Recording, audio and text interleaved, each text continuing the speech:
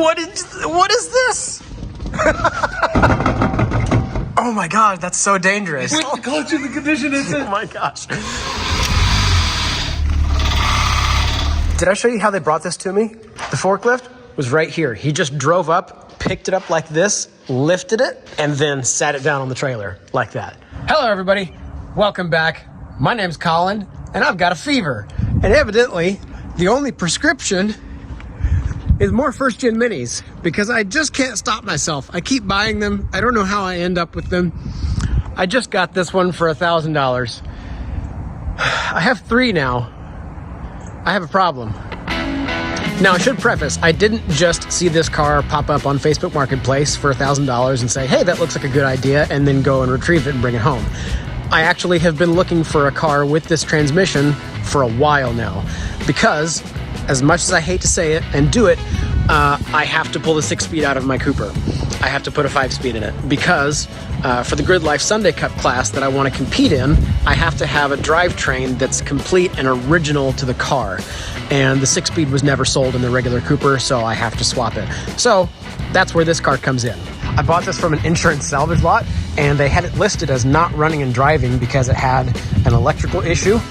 And we went and picked it up on a trailer, brought it back to the shop, and when we got here, just for fun, I wanted to crank it over and see if it would start. And what I found was it doesn't seem to have an electrical issue at all.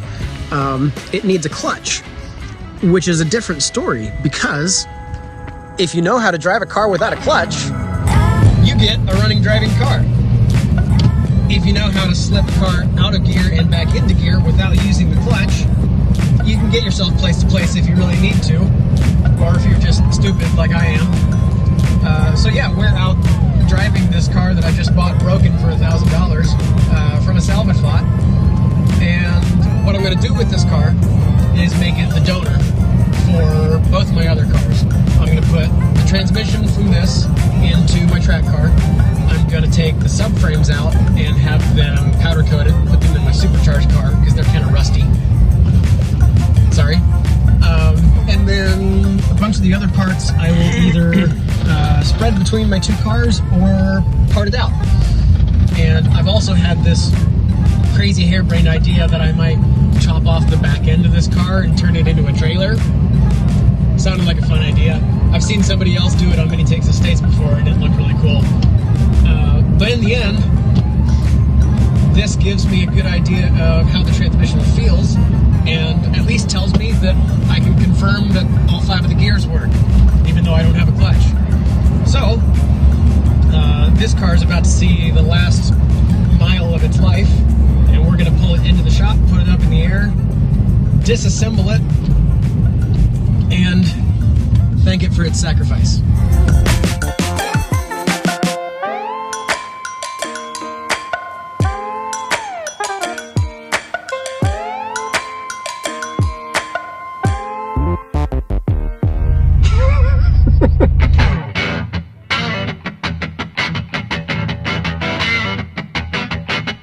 Look what we got here. We got a full-size toolkit with everything included. We've got a tow hitch. That'll go on something. We've got a spare tire. Looks like it's still there. I am not a fan of these taillights, but I do have some chrome beltline trim that still has rubber all intact. You know how that's all flaking off on my other car? That'll go over there. I also discovered it has the coin tray. That's a bonus. And it has the console organizer. That's a bonus. It's got the deep door pockets from the facelift cars. That'll probably go in my supercharged car. There's lots of good extra goodies in this. And for if I decide to get really adventurous, this car does not have a sunroof. So I do have the potential for cutting this off and transplanting it onto my track car to relieve that up high glass weight and turn it into a proper race car.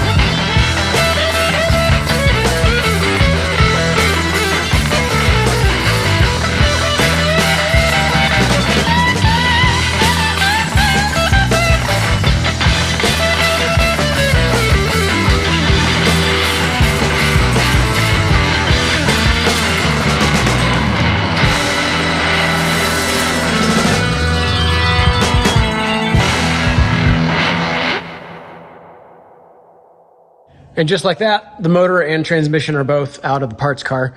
So the plan is I'm going to take off the transmission, have a look around inside it, replace anything that needs to be replaced. These 5 speeds, although they are made by Getrag, both the 5 and the 6 speed that I have, the 5 speeds are known to be not quite as reliable as the 6 speeds. And it's a good idea just to go through it, put my eyes on it inside and out before I slap it in another car. It has 180,000 miles on it, both the engine and the transmission do. I'm going to keep the engine, I think, and put it on a stand and just kind of tear it down and rebuild it, make it a fresh motor for a spare for the future, just in case. It's always nice to have spares. And everything else over time will get taken out of the red car. I'll probably do it pretty quickly, just strip out the big components and then send the body off to another scrapyard to be recycled, ideally. I don't know what happens to them. I'm going to get some scrap money for it. But anyway, I'm done for the night. Thank you guys for watching. I think I set a personal best for removing an engine and drivetrain today. It was a good time. Have a good night. I'll see you next time. Bye.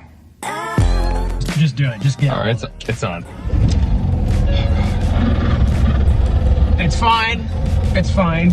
Stopping. Shutting off. Okay. You gotta pull it out of. You got a coin thing. Yep. So you gotta jostle it to get it out of that was it. All right.